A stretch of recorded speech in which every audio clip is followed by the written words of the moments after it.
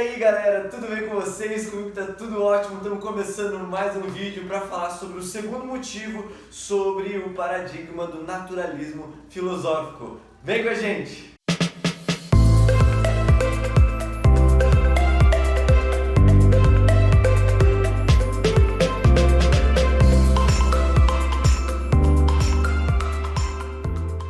Então estamos aqui mais uma vez e a gente está continuando essa sequência de vídeos refletindo sobre o paradigma do naturalismo filosófico e se ele é interessante ou não para orientar a nossa caminhada aí na nossa vida, beleza? Então a gente já falou semana passada sobre a razão da perspectiva da lógica, porque o paradigma do naturalismo filosófico ele deixa a desejar nessa perspectiva, e agora nós falaremos na perspectiva histórica. Qual é a razão histórica para o paradigma do naturalismo filosófico não ser tão interessante como orientador da nossa jornada? Bom, um dos aspectos históricos que tiram credibilidade do paradigma do naturalismo filosófico pode ser percebido ao olhar para o contexto histórico onde ele vai ganhar força ali ao redor do iluminismo, na Idade Moderna, que é exatamente o período anterior. E qual é esse? É o período da Idade Média, é o período medieval com o seu pensamento baseado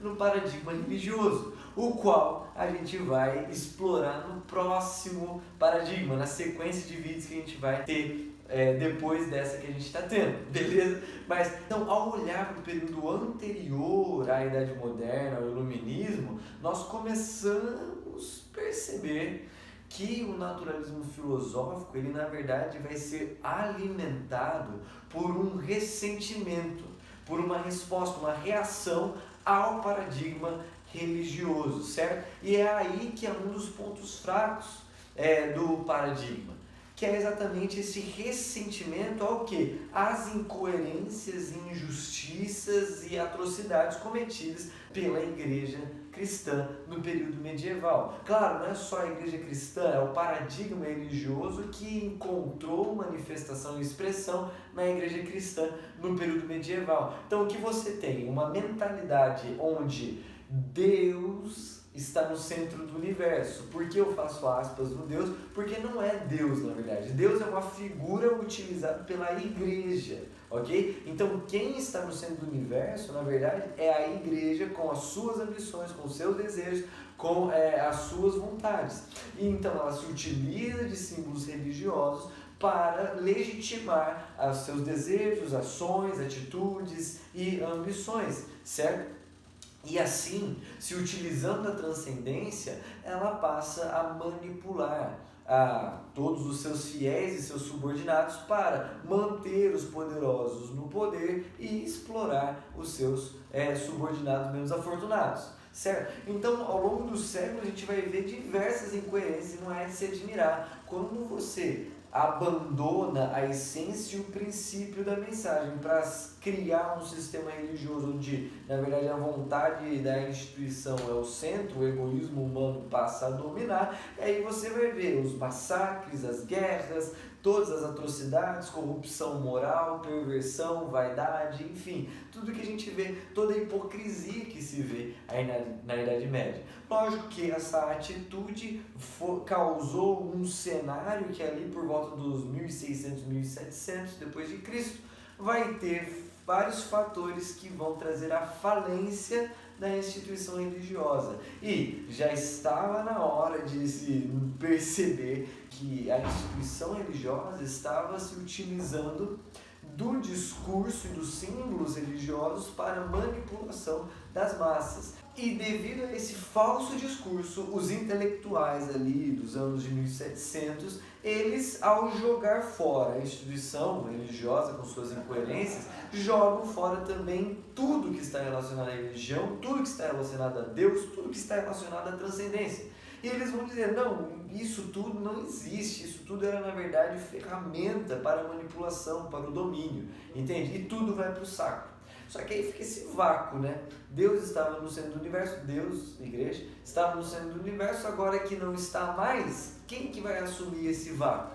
Exatamente, tu tá esperto, hein? É o ser humano, o homem, vai ser desenvolvida a doutrina do humanismo, onde o homem está no centro do universo, o homem é a medida de todas as coisas. É interessante perceber que com o humanismo, a gente na verdade pulou de um sistema religioso com símbolos religiosos para um outro sistema religioso sem símbolos religiosos. Como assim? Eu te explico.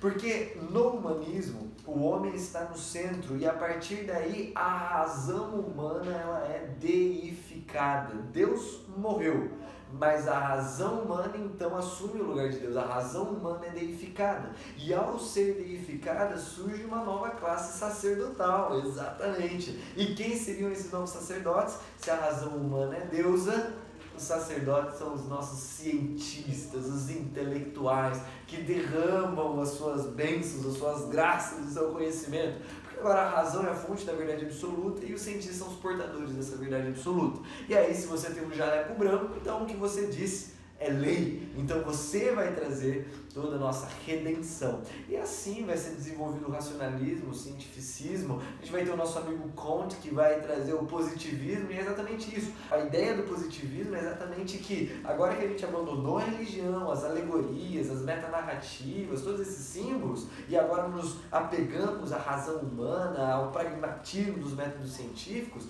então agora nós teremos um futuro bom, um futuro positivo, um futuro de valor que vai trazer a solução para os problemas fundamentais da existência humana.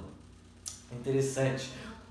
Como é próprio das religiões, também vem com esse discurso cheio de promessas, não é verdade? E infelizmente, no século XX nós vamos ter grandes decepções, surpresas extremamente desagradáveis, porque apesar de iniciarmos com tudo esta promessa, este desejo, nós vamos ver ao longo do século XX essa tecnologia que foi desenvolvida, esse conhecimento que foi produzido pelo desenvolvimento da ciência ser utilizado para o mal, para a destruição, para a manutenção do poder para os poderosos e exploração dos menos afortunados.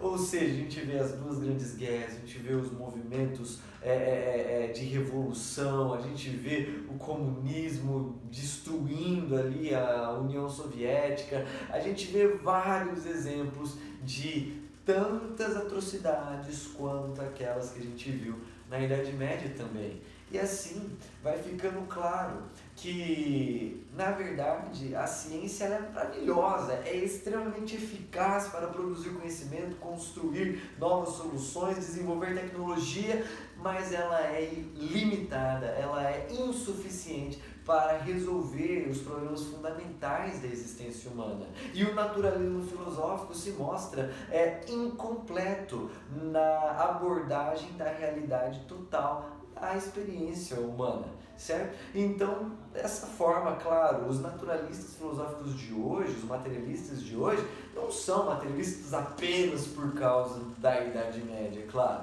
mas é porque este paradigma religioso expresso na Idade Média, que alimentou o fortalecimento do naturalismo filosófico, ainda existe hoje em dia, que é o que a gente vai explorar no próximo paradigma. Então não perca os vídeos do próximo paradigma para entender melhor essa concepção, beleza? Mas, ao mesmo tempo, isso não anula o fato de que, se a Idade Média não nos deu um exemplo a ser seguido, a Idade Moderna também deixou a desejar. E o naturalismo filosófico se mostrou fruto de um ressentimento, e aí está a fraqueza dele. Pelo ressentimento, ele exclui a priori qualquer possibilidade de algo que transcenda a realidade física e natural. Porém, o que a Igreja mostrou na Idade Média, o que o paradigma religioso mostra como transcendência, é na verdade uma projeção humana. E por isso a gente está conversando aqui para poder depurar o que é válido, o que é coerente e o que não é válido, o que é incoerente,